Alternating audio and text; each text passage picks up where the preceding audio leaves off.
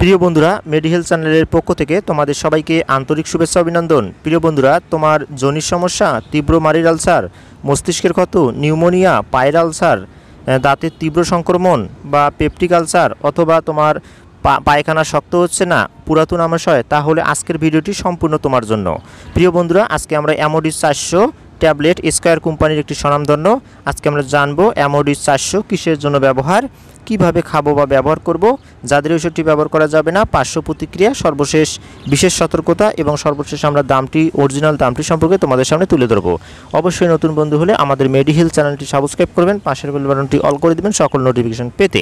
এখন আমরা জানবো অ্যামোডিস 400 mg কিসের জন্য ব্যবহার। এটি মূলত আমরা পাতলা পায়খানা শক্ত করা সহ ব্যাকটেরিয়া বা পুরাতন আমাশয় দূর করার জন্য খেয়ে থাকি। তাছাড়া যোনির প্রদাহ, তীব্র মাড়ির আলসার, মস্তিষ্কের ক্ষত, নিউমোনিয়া, পায়ের আলসার, দাঁতের তীব্র সংক্রমণ, সার্জারির পর প্রতিরোধক, তীব্র পেপটিক আলসার সমূহ রোগের ব্যবহার উপযোগী। প্রিয় বন্ধুরা, অবশ্যই তোমরা বিশেষজ্ঞ চিকিৎসকের পরামর্শে এই ওষুধটি খেতে পারো। এখন আমরা জানবো কিভাবে খাবো বা ব্যবহার করব। চিকিৎসকের পরামর্শ অনুযায়ী ব্যবহার করতে হবে, তবে দিনে 3টা অথবা 2টা করে খাওয়ার পর খেতে হবে। প্রিয় বন্ধুরা, তোমাদের যে কোনো প্রশ্ন থাকলে আমাদের কমেন্ট বক্সে অবশ্যই কমেন্ট করবেন। এখন আমরা জানবো যাদের এই ওষুধটি ব্যবহার করা যাবে না। এই ওষুধটি মূলত পায়খানা শক্ত করে, তাই এই ওষুধটি খাওয়ার পরে বাচ্চাদের বুকের দুধ খাওয়ানো উচিত নয়। গর্ভকালীন সময়ে খেতে চাইলে ডাক্তারের পরামর্শ গ্রহণ করতে হবে। তাছাড়া যাদের বৃক্ক অথবা যকৃতের অক্ষমতা আছে তাদেরও সতর্কতার সাথে ব্যবহার করতে হবে। প্রিয় বন্ধুরা, এখন আমরা জানবো এই ওষুধটির পার্শ্ব প্রতিক্রিয়া সম্পর্কে। গাঢ় প্রস্রাব, তিক্ত বা ধাতব স্বাদ, বমি বমি ভাব, মাথা ঘোরা, মাথা ব্যথা, ক্লান্তবোধ, জ্বর ইত্যাদি।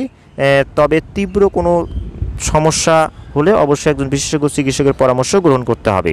আর যে কোনো প্রশ্ন থাকলে অবশ্যই আমাদের ইউটিউব চ্যানেল মেডি হেলথ কমেন্ট বক্সে কমেন্ট করবেন।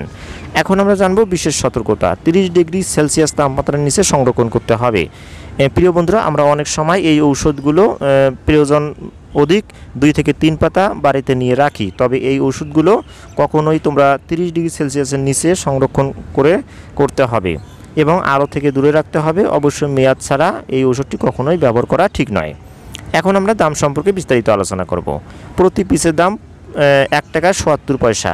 দোকান বা ডিসকাউন্ট ভেদে বা সময় ভেদে এই ওষুধটির দাম কম বেশি হতে পারে, তবে প্রতি পিসের দাম 1 টাকা 77 পয়সা। প্রিয় বন্ধুরা, আমাদের চ্যানেলটি সম্পূর্ণ একটি ঔষধ সম্পর্কিত চ্যানেল। এই চ্যানেলে প্লেলিস্টে তোমাদের প্রয়োজনীয় ঔষধের ওষুধ নির্দেশিকাগুলো এবং প্রয়োজনীয় ঔষধগুলো প্লেলিস্টে আমাদের দেখতে পারবেন। আর যে কোনো প্রশ্ন থাকলে আমাদের কমেন্ট বক্সে অবশ্যই কমেন্ট করবেন এবং নতুন বন্ধু হলে আমাদের ইউটিউব চ্যানেল মেডি হেলথ সাবস্ক্রাইব করবেন, পাশের বেল বাটনটি অল করে দেবেন সকল নোটিফিকেশন পেতে।